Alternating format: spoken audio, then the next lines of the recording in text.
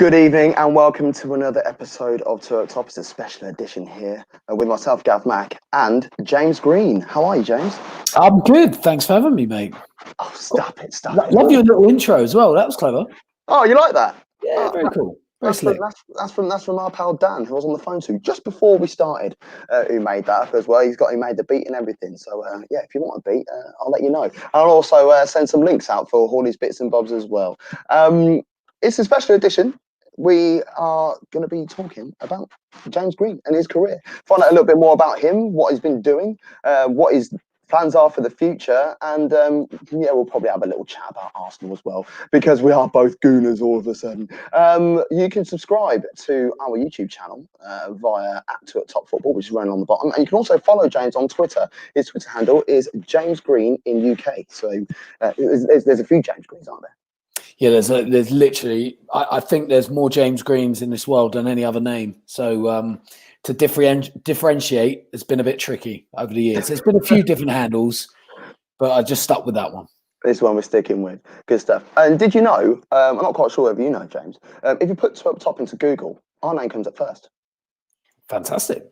There you go. A little bit about us. So, if you don't know James and you haven't heard of James, well, where have you been? If you like your sport, he has been on loads of bits and bobs. I first saw him on Sky Sports, but I know he's been around there around since before then. He's on talkSPORT every weekend, talking about the back pages as well, which is pretty cool, with Georgie Bingham, who I absolutely love, and Tony Cascarino, what a legend.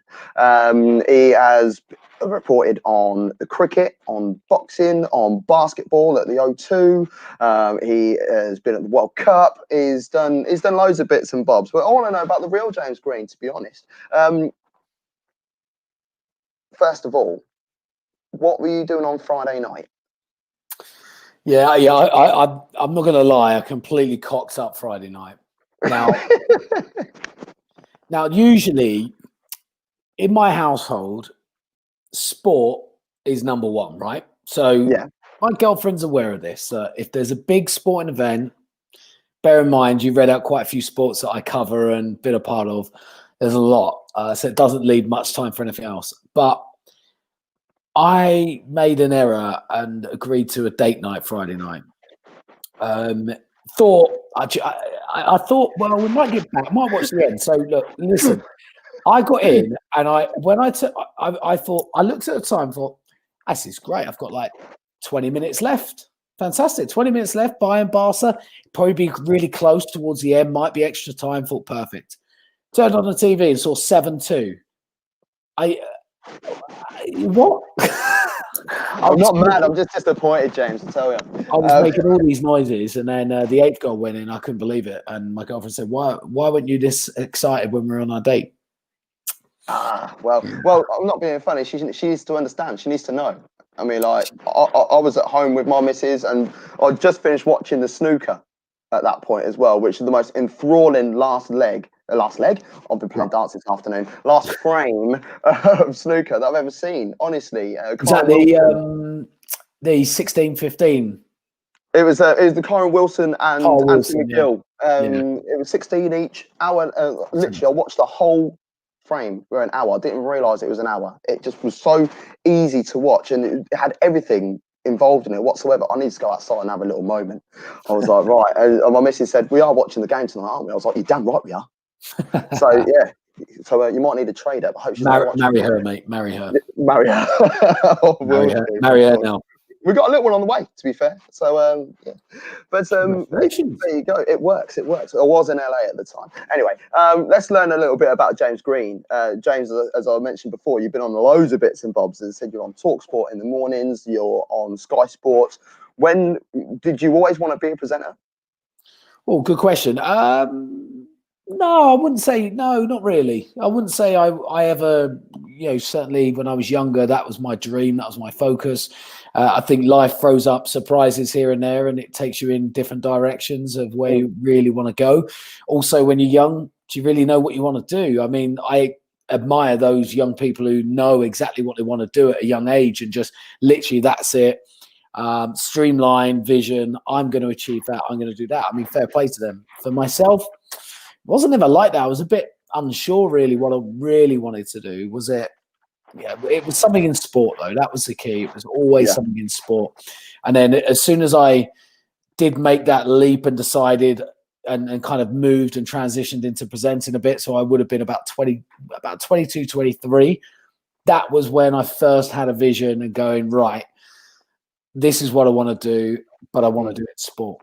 So yeah, quite a few years ago, but I'll let you guess my age, so that's all right. Well, I was going to say, when you were like 22, 23, so what's that, like 3-4 years ago? I'm confused. Yeah, back then. A couple of years ago. Yeah.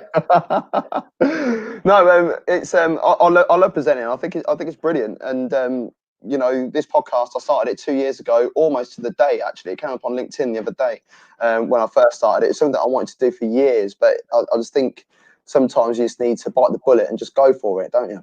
And that's the advice that I give so many people as well, is just go for it. Just say yes, just do it, because what's the worst that can happen?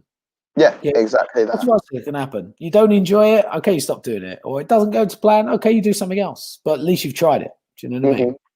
Well, did you play a lot of sport when you were younger? Oh, mate, football, sport, mad. Yeah, absolutely bonkers. My mum actually, ironically, sent me a picture the other day, and it was me in a kind of like one of them baby strollers, and I had a ball at my feet. And so I guess I would have been, one and a bit probably, and I'm there with a ball straight away. Loved it. Loved every tiny little sport you could imagine. Every bit of it I wanted to watch. Just loved it. Loved football, loved cricket, snooker at the time. I mean, I have to say snooker I've drifted away from, though it's been quite exciting this year. But yeah, sport mad, mate. Absolutely sport crazy. Yeah, probably from my dad a little bit. He's very sporty, but I took it to a whole new level. I mean, literally a whole new level. Happy days. I see a couple of questions that are coming up along the right-hand side of the screen, and they'll be coming up on the screen. I'll put a couple out there. And if you have any more questions, if you have any questions for James, I'll be asking some towards the end of the show. If you don't mind that, James, by the way. I don't mind at all. No problem. He don't mind. So, yeah, football is my number one sport. This is what I talk about here. I love all my sport. I've got a basketball hat on right now. LA Clippers. Oh, no. Is that a Clippers hat? That's a Clippers hat. Okay, we need to bring this to an end now. Who's your team? I'm Lakers, mate. You're Lakers. Yeah. I'm Lakers through and through. No, don't give me this. Oh, you're Lakers. I am Lakers from a really, really young age. Then I lived in LA for about 2.5 years. Went to see Kobe almost every week at the Staples Center. Went to playoff games galore. No, mate, I'm a Lakers fan. Mate, this is how much I'm a Lakers fan, right? I watched this season. I've watched every single Lakers game. I haven't missed one. That's like me with the Chiefs in the NFL. Yeah, that is me. I don't care what I'm doing. It could be Tuesday night, Thursday night when they put the games on. It's like 1 o'clock in the morning. I'm like, well, I have a nap. I'm not going to get involved and watch it. Yeah, do it, mate. Do it. Not going to get in the way of that. One question that has come through, and that is from James Campbell, who's watching the show. Thank you very much. Question for James. What's the one sport that should never be classed as a sport, like dressage, for example? Oh, God, that's a really good question, actually. Oh, wow. Oh, goodness me. That's really on the spot, isn't it? That's what happens with two up top. Oh, man. Oh, I'm under pressure here. Do you want to sit on that for a bit? Yeah, I might have to sit on the fence for a little bit, James. Really good question, by the way. Really, really good question. As long as you don't say darts, then that's all right. Because I think that's what he's trying to get out of me. No, I love darts. Love darts. Love the darts. I think, do you know what? Dressage is actually probably got to be one of them, really. I think anything with like the horses and they're dancing around. Oh, come on! I don't like that. That's not a sport. So I haven't guessed your age yet. I'm not prepared to yet. I'm trying to work out as we go along. Okay. So you started getting into presenting things like that when you were early 20s. What route did you go down? Was it down the? Did you sort of like go down the? I'm going to work in hospital radio. Where. How did you sort of get that first little step? What were you doing at that point? Gav, my route is is very different to most. I believe there might be one other. No, there's a few others out there actually, presenter-wise, who've probably gone down the route that I've gone, but I didn't mean to go down this route. So I'll take you back. I was 22. Yeah, I was 22. So just before this all happened, but I was watching a reality TV show. I was watching this reality TV show with a girlfriend at the time, and it was a reality TV show, Shipwrecked. Oh, I remember that. Channel 4. Channel 4. Watched it, and we were hooked to it. And it came up at the end of an episode and said, if you'd like to go on next season, apply here. Now, my girlfriend at the time said, you'd be great on Shipwrecked. And I thought, wow, how great is this girl? She's like encouraging me to go on this show with beautiful people for months and months away. I thought, wow, how lucky am I? What I didn't realize was that she was trying to break up with me, and that was her elaborate. I was going to say, it's like she's trying to plan something while you're away. No, she was. That was her way of like ending it. But weirdly enough, and ironically enough, I ended up getting on the show. Wow. So I ended up being part of this reality show. It was a long time ago, so without social media around, without the pressures of that, it was a weird experience, a different experience. Never been on camera before. Didn't do it to be famous, because that wasn't the purpose of being on those shows back then. Really, it was all about a life experience, and it was a life experience. Came back, and a few opportunities then kind of showed my way. I was hosting some old X Factor contestants, doing some like live gig hosting, like comparing. Started to enjoy that a little bit, and realized that actually I quite enjoy this part of it. And then it moved on from there. And my first presenting job was for a very, very obscure casino channel on a very popular Sky channel, 863. And I know if anybody's listening, you've all watched 863. You've gone up a little bit higher, probably. Yeah, I was going to say, it probably starts with a 9. But to be honest, we inherited a lot of audiences who had tried to go up that far and just couldn't get it up. Which, hey, good pun there as well. I was, do you know what? I look out for those sort of things, and like you see, like shopping channels and things like that, and I think, you know what, might get myself on there. But yeah, sorry, I'll digress. Carry on. Yep. So no, that was that really was the start of it, and that was the time where I thought, okay, I'm enjoying this. Is what I want to do, and that was really the breakthrough moment. It all come from this show, and it was I didn't get any. I got the opportunity originally from being on the show, but after that, it was just down to being me. And I remember doing this show for a little bit, and then I went to South Africa. So I went to South Africa for the Football World Cup in 2010, and I did this. Coming on to that. That's good. This cool project with Budweiser. It was, but do you know what? I'm probably gonna make myself sound like a bit of a reality whore, right? I'm not, but it turned out to be a reality show, and it wasn't what I was sold. Oh, gotcha. So basically, I was sold, and I'm sure anybody out there will listen to it. If you're told you could go to South Africa, all expenses paid, and be paid money to represent your country, so represent England as part of this brand new fan experience, go to games, meet the players. I mean, it's a no-brainer. It's just a no-brainer. Right? Where do I sign? Exactly. So that's it. So anyway, I managed to go through the audition process. I managed to get on it, and I was chosen to represent England, and hopefully I represented England pretty well. Maybe not at times, but we'll go on to that maybe. And lo and behold, I'm out there in South Africa, but we were trapped in this hotel that was transformed into a house, very Big Brother-like, cameras in places that we asked and said, why are those cameras? Are there security cameras? No, they weren't security cameras. So it was an interesting experience. What shenanigans were going on in that house then? Oh God, so much. Honestly, some safe for work or not safe for work? Where we go? Look, the one thing about this show, first of all, the one thing about the show, there was 32 fans from 32 countries in the world, right? All living together. So you've got 32 different cultures.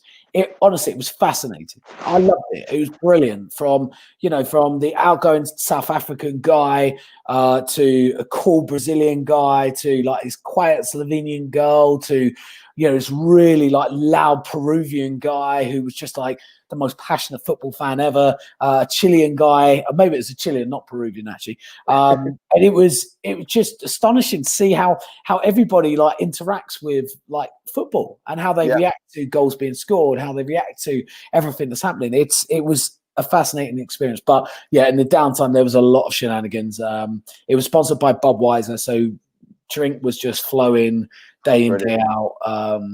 There was a lot going on. There was a lot that I'm sure a few people wouldn't want to be revealed because of happening at home.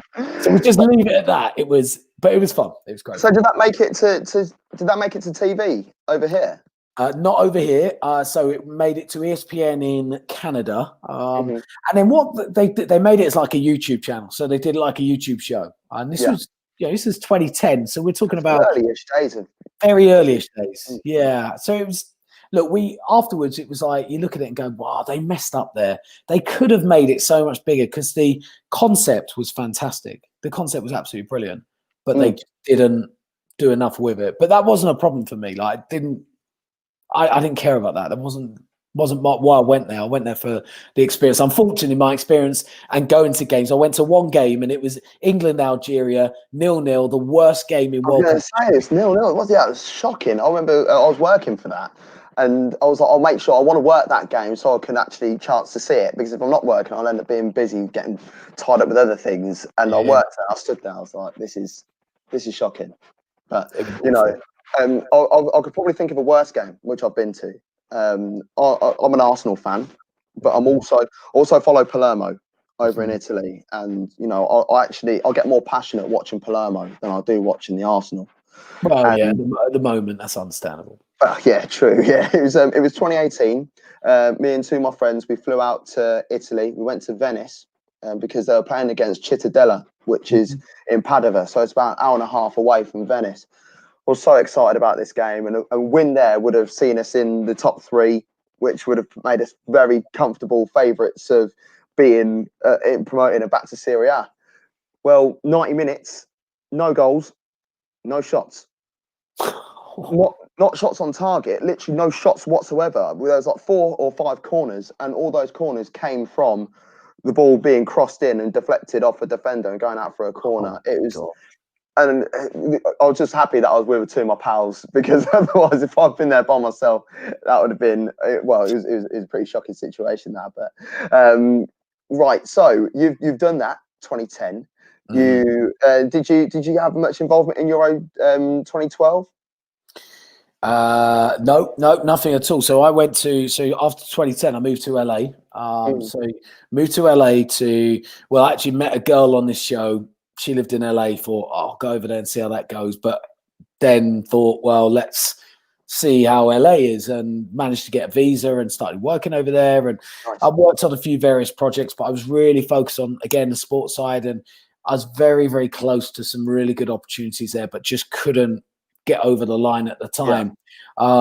So even though I really enjoyed it, had some amazing experiences in LA, career-wise, it just didn't quite make it. So I moved back, and it was after Euros I moved back, just after the Olympics as well. I moved back scratching my head going, right, what am I going to do now? Did you go find yourself a proper job, so to speak? Well, in the meantime, what were you doing for that? No, mate, I don't believe in proper jobs. No, I'm lying. I've done plenty in my time. No, look, I went back into working in the industry that I was doing before. I was doing some modeling before, which I know sounds a bit shitty and whatever, but it gave me the opportunity in my life to travel the world, which is great. But as regards work, it's boring as hell.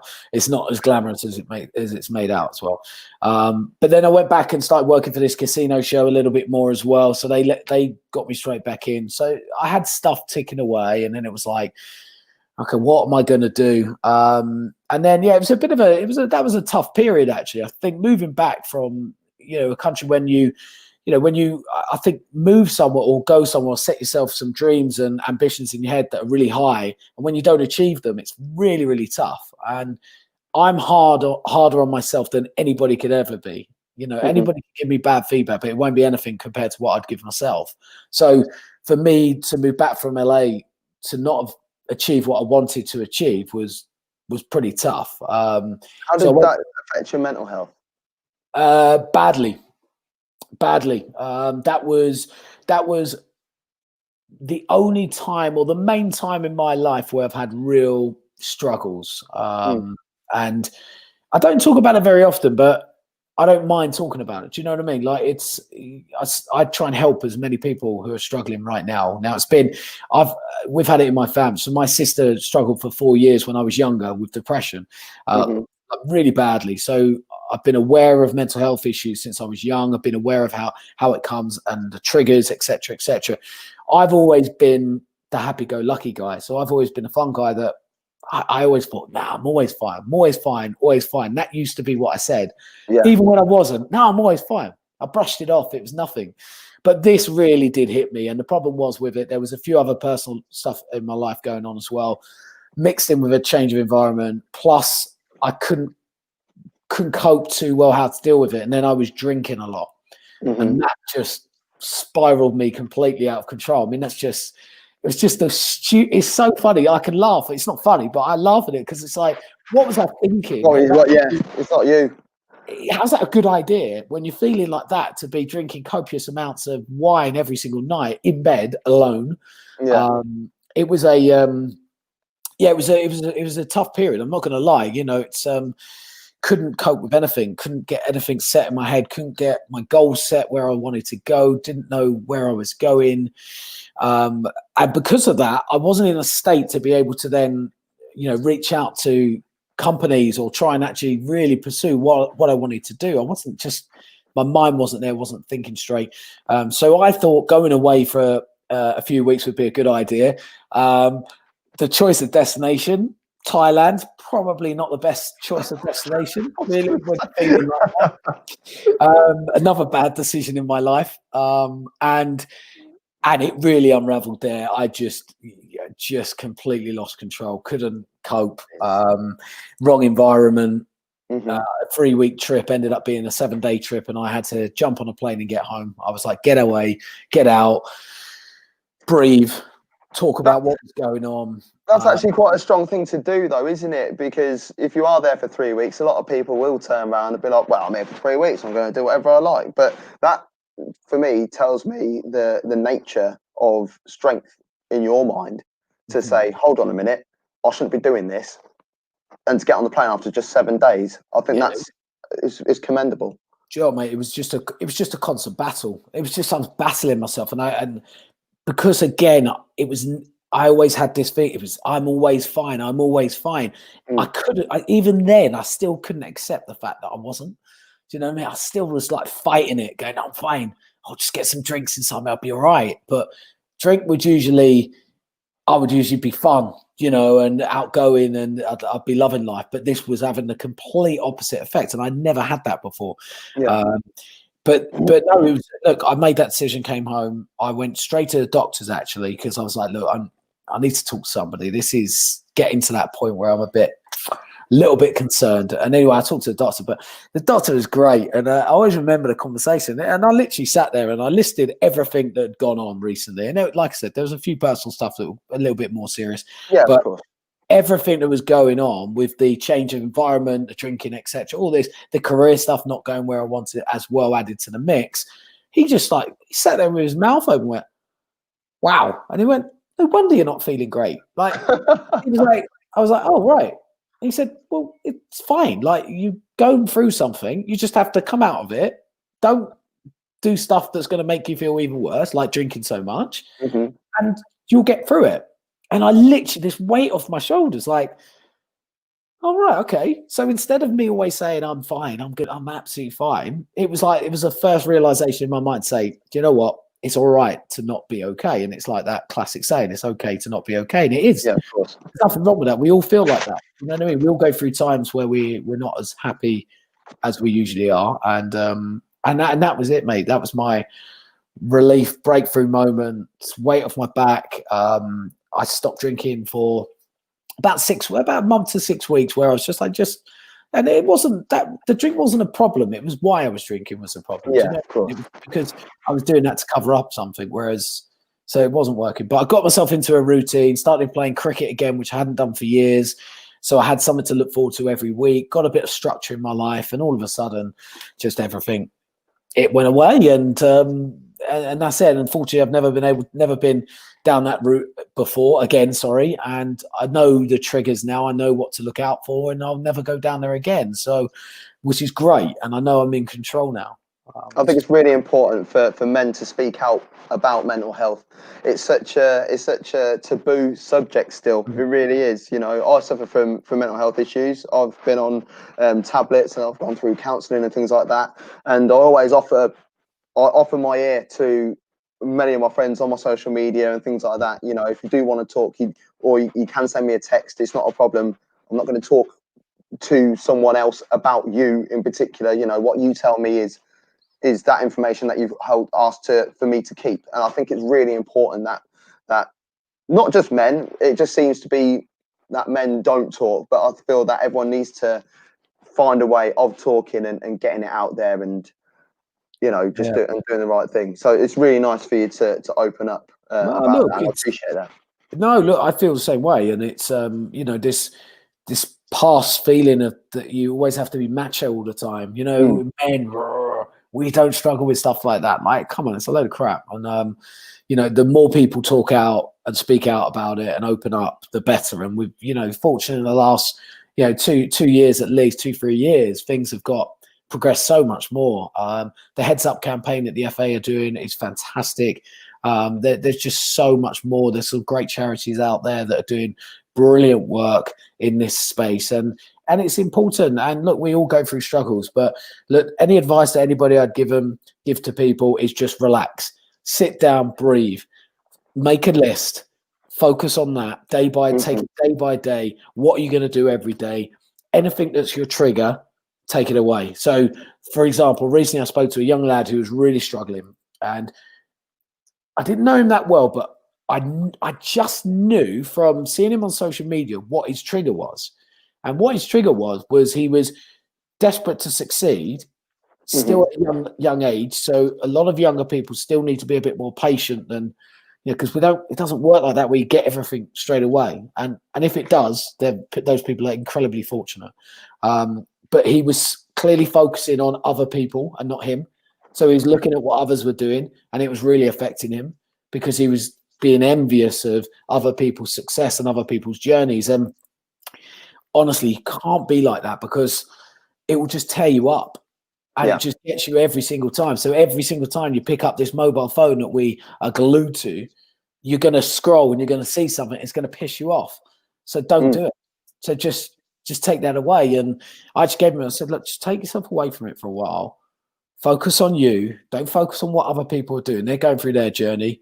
You can start creating yours and work out what's best for you. And that's it. And look, he was better after that. But look, if I can help one person by talking out, then all the better. That's all. No. That's all that matters to me. Brilliant stuff. So you've got your cricket back on. You're happy. What was the summer like that year? So did you actually have any cricket?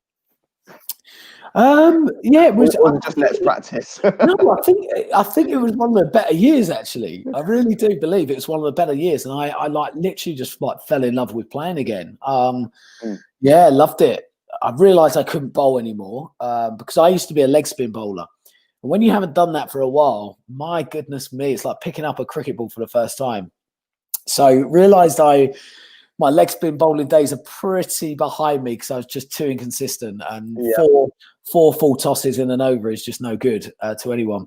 If you want to see some real poor leg spinning, I don't know whether Alex Osborne actually got a video or not. Alex is one of the presenters as well for Two Up Top. And we went down to the nets about a month ago, and I thought I could still bowl. I was doing a bit of any form of spin, bit of leg, bit of off, and they were going into the side of the nets, and they shouldn't be doing that. So I was like, look, let me see if I can knock this about for a couple of balls, and then let's go home because I'm embarrassed. We've been there, mate. We've been there. But fortunately, the batting was a little bit better, so it was all right. That's where you're at. batsman James Green. Where is your local club? Well, I'm pretty much in retirement now. It's a little club called Bentley. They're over in Brentwood in Essex. I'm not there anymore, but I would travel. Even when I was living in London, I would travel out and play with them. My godson is at the club. So my godson, his family pretty much own the cricket club. And actually, talking about him, so he's now 12 years old. And last weekend, he scored his first ever 100 at 12 years old. Hold on a minute. Was it him that they were talking about on talkSPORT the other day? Were they? I swear to God. Right, I was listening to Hawksby and Jacob's show, and they were saying about a 12-year-old who scored 100. Wow. Honestly, what day is it? Today is Monday. So I think it was on Friday's show. No way. I swear. Recently, did he hit that? Yeah, literally. Not this week. The weekend before. Yeah. It was on the one show. Honestly, they said it. I heard about this. I'm going to try and find out. Your godson is a legend of the area. The kid he's so talented. Honestly, it's ridiculous. He's a very cocksure young boy, but It's him. They were talking about it. If it is, I've got to get in touch with his dad and say what is going on. Yeah, they were talking about it the other day. Oh God. Anyway, as I said at the beginning of the show, the first time I ever saw your face was on Sky Sports. Mm-hmm. So how did that gig come around? Well, it came around. So I guess when I got myself back and then sorted, and then started working on ITV for the Move Roulette show. So I upgraded from 864 or whatever it was to Channel 3, which was a nice little upgrade. Still late at night, but it was all right. And then I had a few opportunities in sport from there. So I managed to get myself a gig working for the ICC on the Cricket World Cup in 2015, which was like 38 episodes of this Cricket World Cup daily show that we did. And it was brilliant. It was hard work, but it was fantastic. I was then hoping that things were going to progress from there again. Another time in my life where I thought, right, here we go. I've got the cricket niche. This is good. Was in talks with Star Sports in India about potentially going over there and doing some cricket stuff. Oh, wow. I had like 5 meetings with them, and then it just didn't happen. So I was like, oh, God, what's going on? And then I decided, I was having a chat with a friend of mine, and she's very successful now, Jules Breach, who hosts BT Sport, does talkSPORT now, Optus Sport in Australia. She's CBS now in America. She's doing loads. And we were talking, and we said about oh, what are we going to do to progress? Because she was in the same stage as me at that point. And she said that a friend of hers at Sky Sports News said, to get in Sky Sports News now, you need a journalism background. And I was like, wow, okay, well, let's go and get it. And she went, all right, I'll do it as well. So we both did a journalism course in different places, but during the same year. So we both did this part-time journalism course, an NCTJ, news and sport journalism. We did it with the Press Association, and it was the best thing I could have done, mate. The best thing. Going back to school, I was 31, sat at the front of the class, did all my homework. I'm just getting your age as we're going along, guys. Getting closer now. Ask all these questions. I was just like the geek of the class. I was the granddad of the group. They were all pretty much younger than me. They were all like literally 21, 22. Yeah. But I didn't care. It was great. Best thing I could have done. Loved it. Finally had a bit of focus in my mind. So finished this course, did really well. Then I started work for a football media company, Dugout, literally straight after that. And that really helped having the journalism background as well. There for a few years. I'm just fast forwarding a little bit. So there for a few years, did some great stuff, worked with the Europa League for a year with Kia. So went out and about, traveled around Europe, visiting different clubs around Europe, culminating in the very, very sad final in Baku last year, which was huge. We'll talk about that in a bit. Yes, we will. And then was made redundant from Dugout just over a year ago, which was a big shame, but the company was going down a different direction. A lot of staff changes. yeah, that's enough on that subject for now. But after that, it was a bit of a focus. What am I going to do? And did this. I've done a short documentary series with Discovery Channel, which is due to launch hopefully in October. Still waiting to launch. But that was great. Two of the episodes actually we did on mental health, which I can't wait to see because they were really, really powerful, focusing on mental health a lot in like artists and musicians, which was great. So Sky, how it came back. It's the longest story to get to Sky, but Sky, honestly, I'm all ears. I'm listening. So all I'd suggest for anyone out there listening, aspiring to be presenting or even presenting at the moment and aspiring to get opportunities, what I'd recommend is go on recruitment sites, go on websites, but also the biggest thing, go on social media and follow the right people on social media who are going to post loads of media jobs. There are a fair few of them out there who post them. The Media Mentors one, really good friend of mine, Gary Taphouse, who's a football commentator. He posts jobs all the time, and it was one of his. He posted up, and it said Sky Sports presenter for a 12-month fixed term to cover maternity leave. So I was like, let's get on and apply. Now I applied for it, but I'd actually applied before that to some full-time jobs at Sky, behind the scenes doing different stuff actually. And I got rejection emails literally within a day or two of applying. Wow.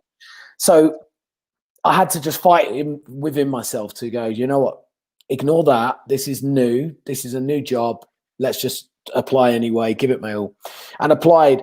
And honestly, I didn't hear anything back for about 4 or 5 weeks, I think. So by that point, I had forgotten.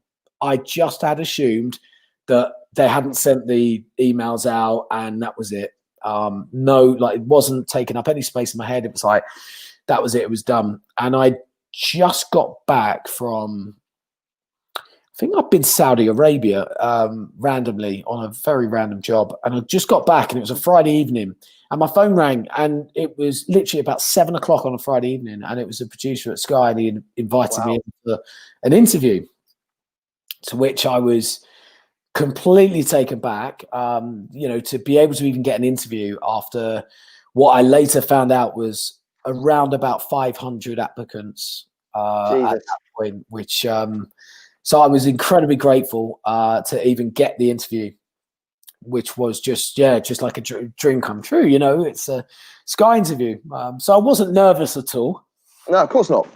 Oh, goodness, honestly, I can't. It's just literally, it's unreal. But the one thing, you know what? I went in that interview and I prepped. I prepped properly. I prepped as much as I could. I sought advice from people I knew. A friend of mine, Brian Swanson, works for Sky Sports. He's one of their chief sports reporters. Have you met him? Yeah, he's a good guy. I met him in the airport on the way back from the Champions League final in 2012. Did you? Yeah. I'm like, you're Brian Swanson. Well, he's a good guy, and he helped me a lot. Helped me prep for the interview, and look, I went into that interview, gave it my best. Walked into the interview. So 3 people in the interview. One was a senior producer at Sky. One was Vicky Gomersall, who's a presenter there, been a presenter there for years. Other one, Mike Wedderburn, again, literally been around since day one. I'm in this room and then going, almost like a fanboy, going, "Wow, it's you two!" Like, because these are people that you would have watched from back in the day. You're just at home watching, like, I've got Sky Sports News on in the background right now, and I'm just like, oh, that's just Sky Sports News, isn't it? And then, well, I just know you from Sky Sports News. Now I'm on a chat with you right now. So these things can happen if you put your mind to it. Absolutely, and it's funny. I'll tell you what. One thing that's funny though about that interview. So everything was fine. They gave me a few scenario stuff. Great. Thinking on my feet, no problem at all. Been used to that through the years of working on those obscure roulette channels. They did me so good because it was chatting nonsense, and that's fine. Live TV, all good. So that was fine. And then they gave me a quiz. Right, that I wasn't expecting. So quiz comes, and I'm thinking, okay, it's a sports quiz to test your knowledge. And I'm thinking, okay, look, my width and breadth of sport knowledge is wide, right? I cover so many sports. So I'm thinking, yeah, this is fine. First question. Who are the current managers of Scottish Premier League sides, Kilmarnock, the Hibernian, and somebody else, Dundee United it might have been at the time. No, I'm done. You got me already. That's question 1. And I'm going, goodness me. Question 2, I believe, was, can you name 2 members of the winning Solheim Cup team? That's the thing. You just got to know every sport, haven't you? So I was like, this is not going very well. Then there was a few questions I got, don't get me wrong, but then there was one with English Premier League managers. So English, British Premier League managers. Yeah. That sounds easy. When you're in this environment, in front of you, I got the 4 hardest ones and I missed the easiest ones, including. I was going to say, what was the easy one? Well, one of the ones I missed, probably the easiest British manager, I would say right now, who's currently managing in the Premier League. As I walked out with the senior producer, we were just chatting. I said, God, that quiz, that threw me. He went, don't worry, everyone found it tough. And we're walking down the steps. And in the Sky building, there was a picture of this gentleman, a certain Frank Lampard. Oh! And I go to him, excuse my language here, am I allowed to swear? Yeah, that's fine. Hey, sorry, anybody watching. But I went, for fuck's sake, Frank Lampard, like that. And the producer just started wetting himself because it was just, and I literally walked out the door, said goodbye to him, walked out the door and went, oh my God, Sean Dyche.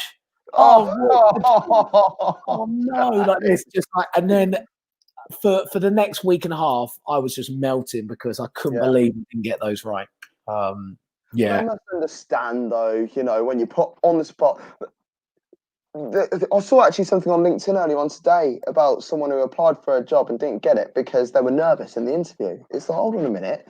You're allowed to be nervous in an interview, I would have thought. It shows you a little bit more humility, doesn't it? Yeah, it's a balance of, I think with any interview, it's a balance between, you could be a bit nervous, but are you too nervous? Yeah, of course. And unfortunately, that isn't exactly a great trait if you're letting your nerves get the better of you. Do you know what I mean? Good. Some nerves are good. You ask any footballer or any sportsman who steps onto the pitch, onto the floor, whatever it is, boxers who go into the ring, they talk all the time about, get a few nerves, but it's a good thing. But if you're too nervous, your nervous energy is too much, whether you're in a job interview or you're a sports person, it can be a detrimental effect. It really can. Good stuff. Right. Yeah, and I listened to you on talkSPORT. I heard you on talkSPORT on Sunday morning. I was like, was I good? You're all right. That's all right. I'll take that. No, it was good. No, it was really good. Joby, who's watching the show, is a very, very good friend of mine. And when we were talking about mental health earlier on in the show, me and him, we've had a number of chats. And I know he's cool with it. And he said nerves keep you in check, and I think that's right. I like that. I agree completely. Like I said, a little bit of nerves is great, and that's fine. No problem at all.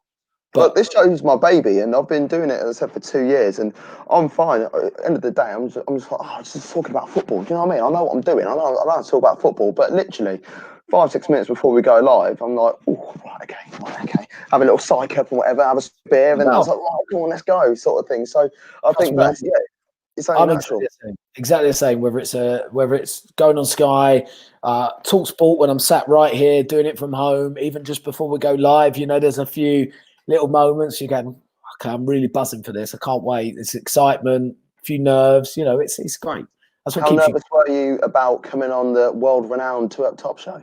Sweating bucket. You can see a bit shiny still. Yeah, we know it's been a warm day, so I'll let you off. Right, so back to James's question at the beginning of the show about the sport that shouldn't be classed as a sport. You have any thought on that? I'm sticking with his dressage. Thanks, James, for suggesting that, because actually, it probably is a sport that I can't. That's not a sport. Trotting. Trotting's not a sport. You could bet on it. No, you can't bet on trotting. Yeah. It comes up on 365. When it's on, you could bet on that. So that I'm not having as a sport. And esports as a whole, I don't think they should call them esports. Yeah, that's a different kettle of fish. I've got mixed views on esports. Look, I don't get. It's not my thing. But in my last job, I did loads of research, and I was actually putting a proposal together to get us to try and buy into esports because it was just so big, and it is so big. So I get it. I get the buzz of it. Is it a sport? No, not really. I think it's not. It's a hard one because people would disagree and say it is, and that's fine. It's about perception, isn't it? What you consider a sport. Very true. I could sit here and say, if you're sat down and you're just pressing buttons on a controller, yeah, that's not a sport. But then darts players obviously just stood there throwing like that. Yeah, no. We can't slate darts. We love the darts. I don't know. I love it. And Clarky says you gamble too much, Gav. Hey, look, gamble responsibly, boys and girls. Right. I am going to run through some quick fire questions. I'd like to get your answers of these. It's not really sport related at all, actually. But we're going to do that, and then we're going to talk some stuff about the Arsenal. So I've got 20 questions here. Oh, is that all? Yeah, and it's like A or B, or one or the other. So first of all, Burger King or McDonald's? McDonald's. Thought we were friends. Chinese or Indian? You could get it back. Indian's fan, mate. Come on. We ain't no friends. Not yet. Not until the playoffs are done. No Chinese or Indian? That's a really tough one. Oh, Indian. Yeah, you saved yourself. Blonde or brunette? Brunette, 'cause my missus is brunette. You're giving the eyes. I beef or I napper? Oh, I beef it all day long. Every day. Dog or cat? I've had both. Cats at the moment. Cat. Netflix or Amazon Prime? Netflix. Facebook or Twitter? Twitter. I knew the answer to that one already. Apple or Android? Apple. Work hard or play hard? Oh, God, come on, mate. Both. That was my philosophy growing up. I would work my nuts off, but I tell you what, I knew how to play hard as well. So, yeah. My guy. Bath or shower? Shower. Passenger or driver? Driver. Sweets or chocolate? Oh, wow. That's a tough one again. Because I've got such a sweet tooth, you see. Yeah. And I've just bought a massive bar of dairy milk literally this afternoon to demolish tonight. So chocolate on that. So chocolate today. Good change. Coke or Pepsi? Coke. Coffee or tea? Tea. Meat or veg? Oh, meat. Beef or chicken? Chicken. Winter or summer? Summer. Beer or wine? Beer. City or countryside? Oh, I've lived in the city for so long, and I've just moved to the countryside. Oh, I'm older now, countryside. I'm old. Yeah, I'm a village boy now as well. Football or rugby? Football, come on. Football. I was going to say you're a fan of rugby. Love it. Yeah, love it. Love watching it. Love going to Twickenham. As a live sport goes, going to Twickenham, it's just unbelievable. I've had some of the best days ever going to Twickenham, and some of the worst when we got knocked out of the World Cup to Wales. That was pretty brilliant. But loved it. Yeah. What a bad decision that was. You should have just kicked. It was the one way you should have kicked it to touch and he tried to go first or something like that. It's like should have gone for the post. Yeah, should have got. Yeah, should have gone for the post and he kicked it into touch. Yeah, I don't know what he's doing. Right then, that's the quick fire stuff. James, I understand you're an Arsenal fan, mate. Yeah, I sometimes try and keep it on the down low because I always. I heard you say it on the radio. Yes, on yesterday morning. Sunday, I did say it on the radio. Yeah. Sometimes I say, and it's not like I'm hiding it. It's just sometimes, especially for example, when I was doing this show on Sky, it was always good to be neutral because you didn't want anyone to think that you've got an agenda by it because of who you support. And actually, I'm an Arsenal fan, but look. You won't find me having an agenda over Tottenham or Chelsea because I'm an Arsenal fan. I will look at everything subjectively. If they're performing well, they're performing well, and I'll praise them for that. I'm the same. We have, as you know, we've got the podcast. That's what we do. We've got our little team. There's a number of people within our team that support different clubs, but there's one particular podcast that we follow a lot of, and we have a very strong relationship together. And it's a Spursy podcast run by Richard Saber. And it's funny because he's like he's like the most honest Tottenham fan. Even though it Spurs everything, it's not, if that makes sense. And I'm the same with Arsenal, you know. I'm an Arsenal fan. Everyone knows me, knows I'm an Arsenal fan. But as far as I'm concerned, football comes first. And I will sit there and just eat as much knowledge as possible about football, in particular the Bundesliga. But the Premier League is sort of like my bread and butter. Mm-hmm. It's any football on. I don't care what it is. It could be Doncaster versus Plymouth. If it's on the telly, I'm watching it. Don't knock the Green Army, all right? You're a bit of a fan. Well, I watched Livingston versus Rangers yesterday, and that was a couple of hours I'm never going to get back. But that's a problem. Different story. But the Arsenal FA Cup winners this season. Do you think that is the mark of a relatively successful season from Arsenal?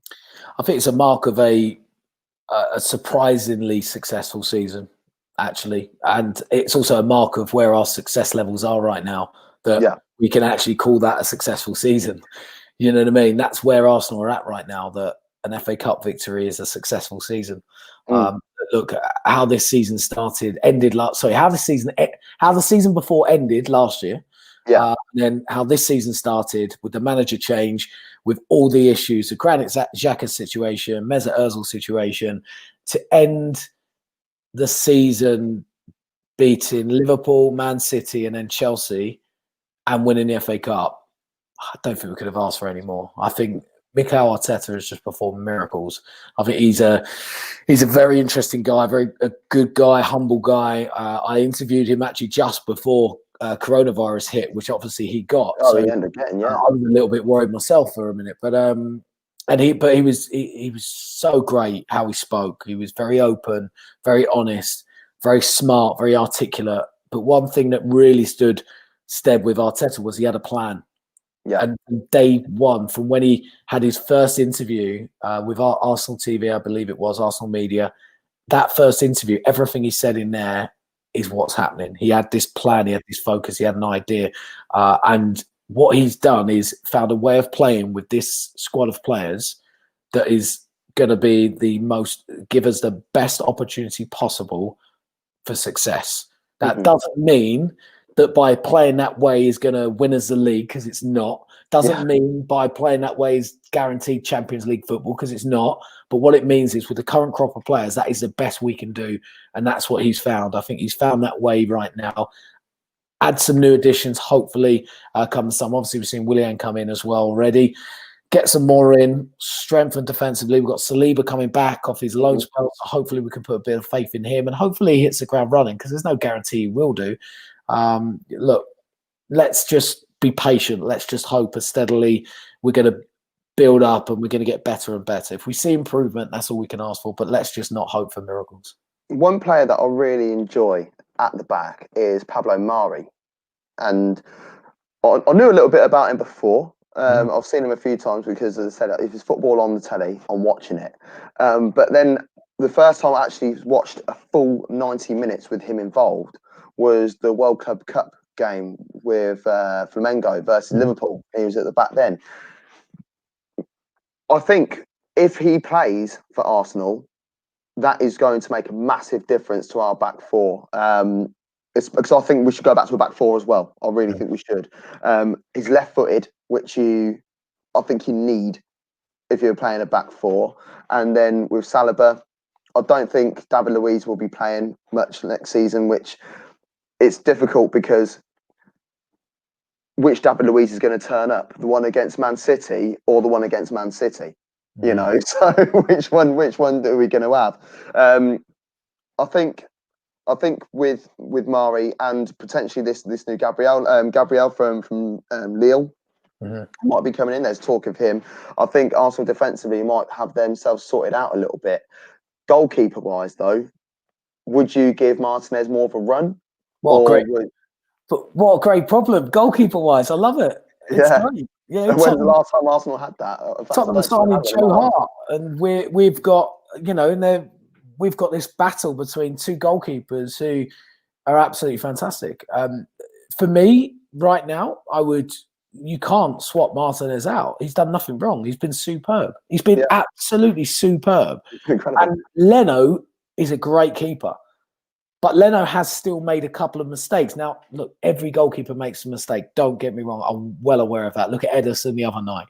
Oh, God, yeah. But Martinez has done nothing wrong. There's no way those gloves should be taken off him. Leno's just going to have to wait. That's just how it is. Martinez has been brilliant. I think he's so confident on the ball. His shot stopping's been fantastic. His distribution's been very good. He's just very good with his feet. He's just brought this confidence to the back line that we didn't have previously. And I'm not saying that's Leno's fault at all. That's because the defensive unit were playing so badly. But it's a great problem to have. And I think Martinez should start the season. Yeah. But we'll see. It's Arteta. You never know. He'll stick to his guns. But he's strong enough to go, Leno, I'm sorry, but you're going to have to wait. Yeah, very true. One club that have got a bit of a goalkeeping issue / crisis, but at the same time, they're looking at ways of improving that is Man United. Because there's been issues with David De Gea throughout the season. He's made more mistakes that have led to goals than any other goalkeeper in the last 2 years in the Premier League. Henderson's gone back there. And they still have Romero. Now, I've got a question here from it's actually my friend Carl Clark. His name on Twitter is Clarky Tash, because I think they share it. In fact, what are your thoughts on sharing your social media with your other half? Not for me either. He's a friend of yours, so I'm not going to offend him. Not for me. Only because, to be fair, my other half and I, we are so different. So she would be doing all fashion-y and lifestyle stuff and pictures of vases that she's picking up left, right, and centre and turning our house into a jungle right now. And there's me; it's just pure sport. So that's why I wouldn't. But look, fair play to you. Well, but if it works for you, that's all good. It works. He's asked the question to the pair of us, actually. Thoughts on Manchester United and their direction. Where do you think they're going? Give him hope. What direction do you think they're going in? Oh, look, I think first of all, there's loads of hope for Man United. Man United have impressed me so much since January, since they bought in a certain Bruno Fernandes. Now, I, for one, had seen a lot of Bruno Fernandes before. I knew what sort of player they were getting. Everybody at the time was focused on, he sounds great. He's got goals and assists. But it's not just that. He just controls the game. Yes. He runs the game. He's your Kevin De Bruyne that Man United have been craving. Everything should go through him. He is so good. The amount of times he makes the right decision is just unbelievable. He very, very rarely makes the wrong decision, which I find for a professional footballer just phenomenal, because it's so tricky and tough to play at that level. I think there is so much to be excited about with this Man United side. This season, for me, we've finally seen a United of old who played exciting football, pacey football. Swashbuckling at times. They've been unbelievable. I mean, look at, that front three, and Greenwood, how he's progressed this year, the opportunity he's been given and progressed is unbelievable. I mean, look, start of the season, Daniel James was the new kid on the block. He started, I think, certainly the first quarter of games, if not maybe first third at least. Your friend would be. I think he's featured in 25 games, but it's his first few games where I think he scored 3 in his first 4 or 5 games, and it was almost like, yes, here he is. We've got him now. He's going to be like the new sort of saviour. I think that was a little bit too much pressure to put on him, if I'm honest. But Man United fans need to remember this. At the beginning of the season, if you turn around to any Man United fan and said you're going to make 3 cup semi-finals, and finish 3rd in the Premier League, they would take that. And I think it's just that feeling, is that when you get there and you do lose in the final, or the semi-final, it's like, it's gut-wrenching, isn't it? It's the hope that kills you. Every single time, it's the hope that kills you more than anything else. It's that hope of, actually, we could do this. And it's shattered and taken away from you. Look, I really do think Ole Gunnar Solskjaer has done an unbelievable job this year. And I really mean that, because all in the media, so many of the fans were going, he's not right for us. He's not right for us. Poch leaves Tottenham. Let's get Pochettino in. Let's get Pochettino in. The United board stuck by Solskjaer they stuck by him, which I thought was completely admirable because don't really see this loyalty in football anymore.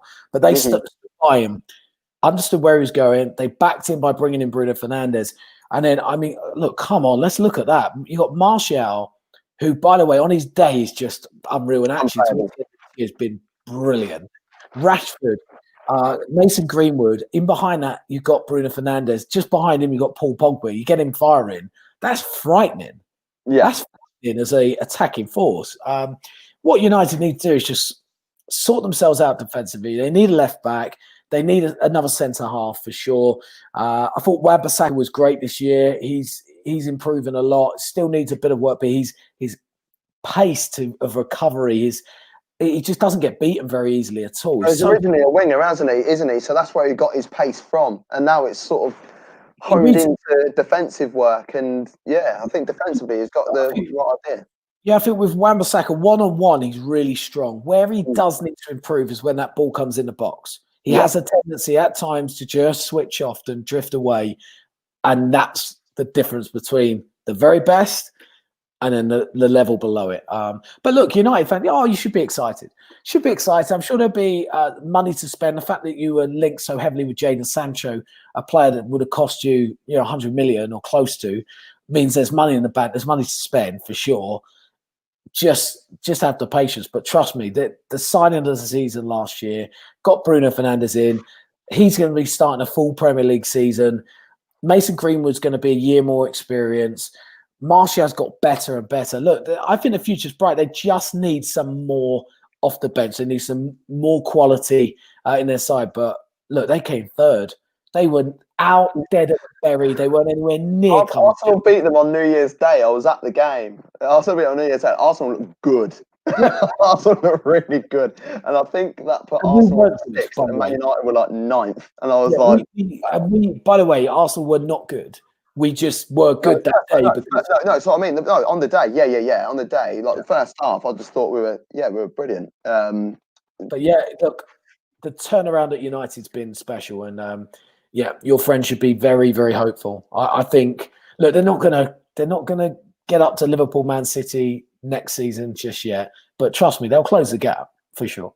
Good stuff. I've got 2 more questions, one from the floor and one from myself. So the one from the floor, it's my friend Kevin over in Norway. He's a Norwegian. How many Norwegians do you know? So that's a side question. How many Norwegians do you know that are Wycombe Wanderers fans? Oh, none. Definitely. Well, this guy is, and he would like to know your thoughts on what you think they'll do in the Championship next season. Do you know what? The Championship is literally the most exciting league in the world. It is brilliant. And a club being promoted has got just as much chance of getting up and getting close to the playoffs as a team that's just come down from the Premier League. It can be like that, the Championship. It's a really, really tough league. Wycombe, look, I'm not going to lie, it's going to be really, really tough for them. But I tell you what, if they show the grit and determination they showed to get promoted, then and a little bit of investment as well, I think they can survive, and I think they can do all right. But be excited. If I'm a Wycombe fan, I am buzzing right now. The excitement of playing in the Championship. Some of the big games you'll be playing next season are going to be just unbelievable. They're going to be able to go away to to the City Ground. They're going to be able to go away to Hillsborough. They're going away to Harrow Road. They're going to play Watford. Local big teams. Watford, yeah, look, it's fairly local anyway. Look, huge teams down there, or up there now, as it is for your friend in Wycombe fan. but look, really excited. I think they've got every chance of staying in the league. Again, they've just got to play with that determination that got them into the position that they have now. So yeah, exciting time. And a final question from me. What's the future? Where's James Green in the next 2 to 3 years? Look, I'm somebody who live my life a little bit present. You know what I mean? I try not to think too far ahead. I never have done actually in my life. Only recently when buying a house and being all settled that maybe now starting to think a little bit further ahead, personal life and all. But at the moment, career-wise, look, keep hustling, keep battling away. You get through the doors at Sky Sports News. It doesn't mean that's it.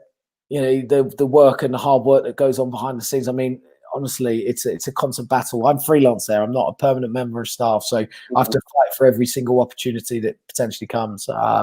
You know, for example, hopefully on Friday I'll be at Reading actually to interview Josh Laurent, who's just gone over there through, again, building relationships with his agents. So I speak to now quite regularly. They give me a few updates on players and trying to help them out a little bit more with a bit of profiling for their players. So yeah, just battling, finding for that opportunity. You know, the talkSPORT stuff in the morning is great, but you know, I want the next level. You know, I'm waiting again for that next step, that next opportunity. But what I will do to get that next opportunity is just give everything my all. So, for example, you know, on Sunday morning, I have to get up. I get up at 5:30. 5:30 in the morning. The show starts I'm on just after 7. But the night before, I'll make loads of notes. I'll read through loads of newspaper websites to find out what the biggest stories are, what people are talking about. And I just give it my all because you never know what opportunity is going to lead to something else. So even though maybe, you know, you do, I don't know, even look, you go on a podcast or you go on a podcast discussing something. You never know who's going to see that podcast. Now, it might not be paid, it might be free, and you just do it because you know that you do the best you can and you never know who's going to be watching. And that's the advice I'd give anyone out there. And trust me, I do it myself. Any opportunity to work, I give it my all. I plan properly, I prepare properly, no shortcuts whatsoever.